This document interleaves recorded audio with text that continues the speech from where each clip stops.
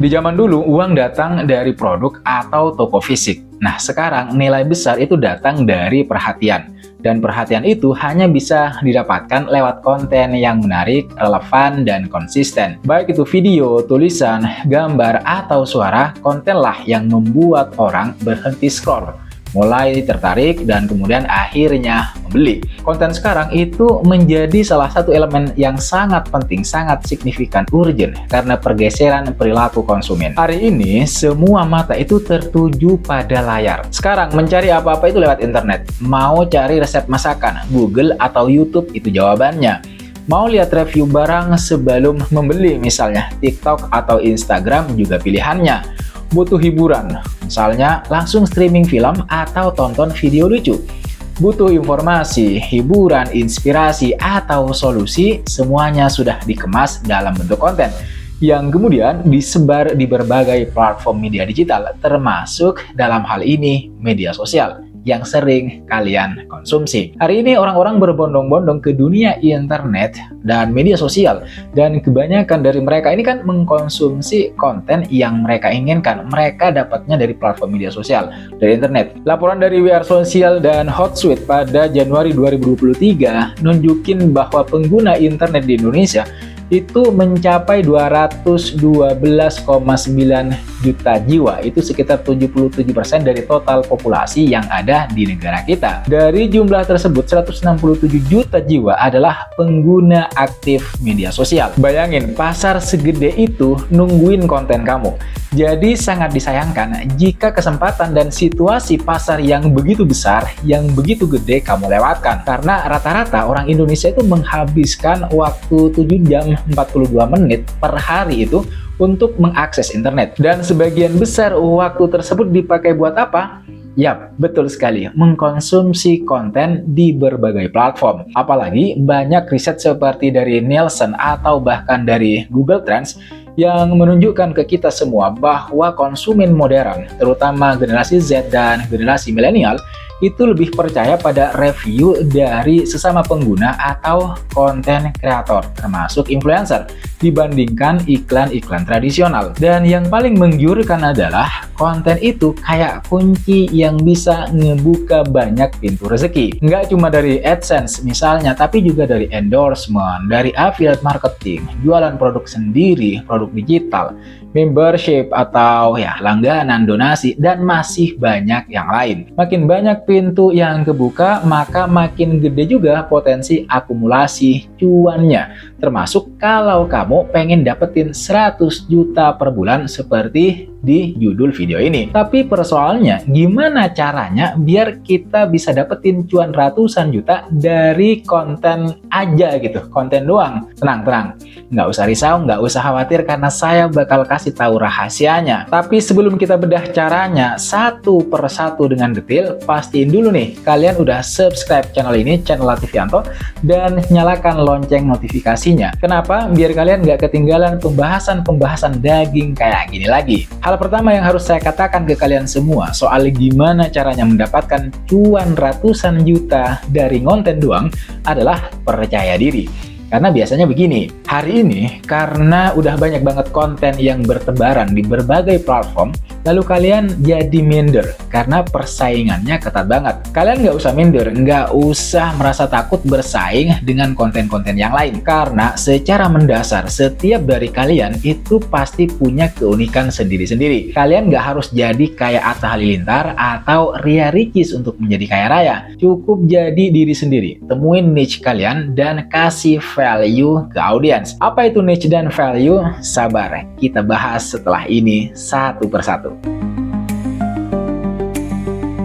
Kalau kalian punya kekhawatiran konten kalian nggak laku, nggak ditonton, kalah bersaing dengan konten-konten yang lain yang udah ada misalnya, maka di sini momen kalian harus memahami betul gimana caranya bikin konten yang bisa bersaing dan menarik perhatian audiens, perhatian penonton. Jadi memang pondasi dari konten yang berkualitas, yang mampu menarik perhatian penonton itu adalah konten yang memiliki niche yang tepat dan kemudian value yang kuat. Ini dua hal krusial yang harus kalian perhatikan kalau kalian mau bikin konten.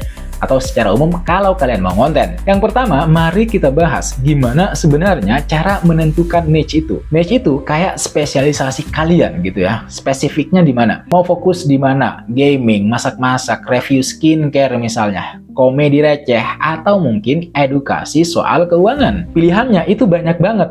Saya kasih tahu kalian gimana cara memilih niche yang tepat. Pilihannya kan udah banyak, saya kasih tahu caranya. Untuk memilih niche yang tepat di antara niche yang lain, kalian harus bisa menjawab pertanyaan apa yang kalian suka dan kuasai. Karena kalau kalian bikin konten berdasarkan bidang yang kalian suka dan kalian kuasai, konten kalian itu bakal lebih otentik dan nggak gampang bosenin. Pertanyaan kedua yang juga harus kalian jawab adalah apa yang audiens butuhkan, apa yang audiens cari. Caranya ya riset gitu ya, riset kecil-kecilan, lihat tren, tapi jangan cuma ikut-ikutan tanpa passion. Kemudian yang ketiga, kalian juga harus menjawab pertanyaan, apakah ada potensi monetisasi? Nggak semua konten itu gampang dimonetize, tapi hampir semua itu bisa asal kreatif. Misalnya, kalian suka banget main Mobile Legends dan jago misalnya. Nah, itu bisa menjadi niche kalian. Kalian bisa bikin konten soal tutorial hero, review skin, live streaming main, atau bahkan komedi seputar Mobile Legends. Itu bisa jadi niche konten kalian. Selain niche yang tepat, konten kalian itu juga harus ngasih sesuatu ke penonton. Sesuatu yang saya maksud di sini adalah value. Value itu bisa berupa hiburan, informasi atau edukasi, inspirasi atau motivasi, atau bisa juga solusi. Yang ngasih solusi untuk masalah-masalah yang dihadapi oleh audiens. Intinya, setelah nonton atau baca konten kalian, audiens itu harus ngerasa dapat sesuatu. Entah itu seneng misalnya, pinteran dikit, atau jadi pengen nyoba sesuatu. Kalau konten kalian cuma ya gitu-gitu aja ya, siap-siap nanti ditinggalin oleh penonton kalian atau calon penonton yang sebenarnya tertarik terhadap niche kalian. Cuman karena ya kontennya gitu-gitu aja, nggak ada value-nya, kalian nggak ngasih sesuatu di dalamnya, ya mereka akan ninggalin kalian. Kemudian kalau konten udah oke, niche udah jelas, value sudah ada juga, langkah selanjutnya yang harus kalian lakukan adalah membangun audiens. Ini nih yang sering jadi PR besar. Makanya untuk membangun audiens ini kuncinya hanya satu, yaitu konsisten. Nggak bisa tuh kalian upload konten sekarang, terus ngilang sebulan, terus nongol lagi, nggak bisa, harus konsisten. Audiens itu butuh kepastian juga, makanya kalian harus bikin jadwal posting yang realistis buat kalian. Entah itu sehari sekali, 3 kali seminggu, atau seminggu sekali. Yang penting tepat waktu. Selain konsisten, interaksi itu juga penting banget. Balas komen, jawab DM, adain Q&A, dan sekali live gitu. Anggap audiens kalian itu teman kalian sendiri. Makin dekat kalian sama mereka, maka loyalitas mereka juga akan semakin tinggi. Jangan jadi kreator yang sombong, yang nggak mau balas DM, nggak mau berinteraksi dengan followersnya. Terus jangan lupa juga untuk optimasi konten kalian. Kalau di YouTube, maka perhatikan judul, deskripsi, thumbnail, dan tag-nya. Kalau di Instagram atau TikTok, pakai hashtag yang relevan. Kalau di blog, ya pelajari dasar-dasar SEO. Ini kalian lakukan biar konten kalian itu gampang ditemuin oleh orang yang tepat. Dan jangan malu buat promosi. Share konten kalian ke platform-platform media sosial lain misalnya gitu ya. Kasih tahu ke teman-teman kalian atau bahkan kolaborasi dengan kreator yang lain. Kalau kalian udah melakukan langkah-langkah yang saya sebutkan barusan, saya yakin nanti konten kalian itu bakal banyak yang suka, banyak yang nonton, dan itu menjadi pintu gerbang utama buat mendapatkan cuan ratusan juta. Kok bisa? Ya bisa, karena kalau konten kalian banyak yang suka, banyak yang nonton, nanti cepet buat monetisasi. Dapat AdSense, bisa juga melalui affiliate marketing, endorsement, sponsor, jual produk digital, produk sendiri, membership, atau langganan. Itu semua adalah pintu-pintu kecil yang bakal bikin kalian mendapatkan cuan ratusan juta dari konten doang seperti judul video ini. Kalian cukup pilih 2-3 cara yang paling cocok sama tipe konten dan audiens kalian.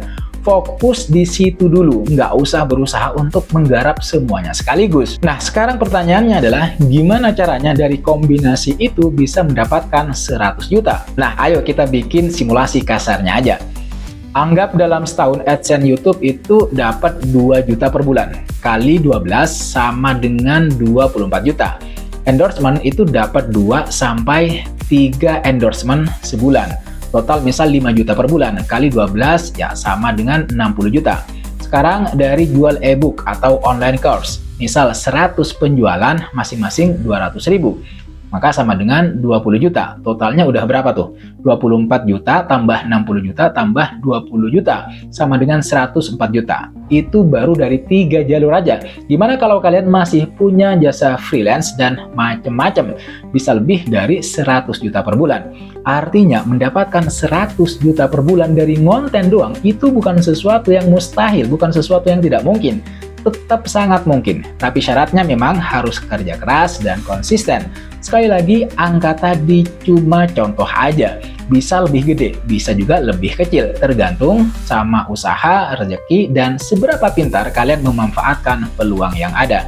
Yang jelas, potensinya memang ada banget.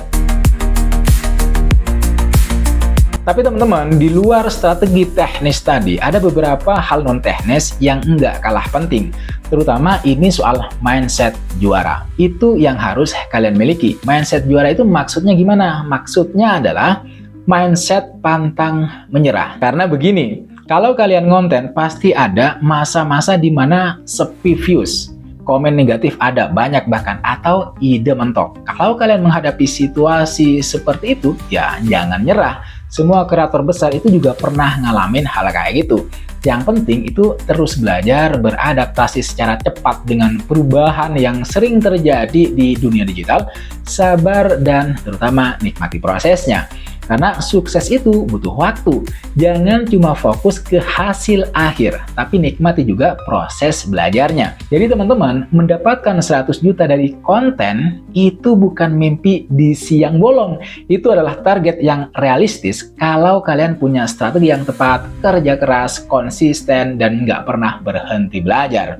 Ingat, modal utama kalian itu adalah kreatif dan kemauan. Sisanya bisa dipelajari sambil jalan. Nggak ada kata-kata terlambat ya buat memulai. Nggak ada. Yang penting mulai aja dulu. Jangan kebanyakan mikir nanti gimana ya. Bisa nggak ya? Lakuin aja. Nggak usah mikir yang lain. Gagal, coba lagi. Itu bagian dari proses. Kalau kalian punya pertanyaan atau mungkin punya tips lain yang belum saya sebutkan, jangan ragu buat nulis di kolom komentar di bawah. Saya bakal seneng banget kalau kita bisa diskusi bareng. Kita bisa saling support, kita bisa saling membantu gimana caranya mendapatkan cuan ratusan juta. Jangan lupa untuk like video ini kalau kalian ngerasa video ini bermanfaat. Dan yang paling penting, subscribe channel ini, channel Lativianto, biar nggak ketinggalan pembahasan-pembahasan seru lainnya seputar cuan, digital bisnis, pengembangan diri, atau apapun yang bakal kita bahas nanti. Saya Lativianto, pamit undur diri. Sekali lagi, jangan lupa untuk like, comment, dan subscribe. Nyalakan notifnya. I'll see you in the next video.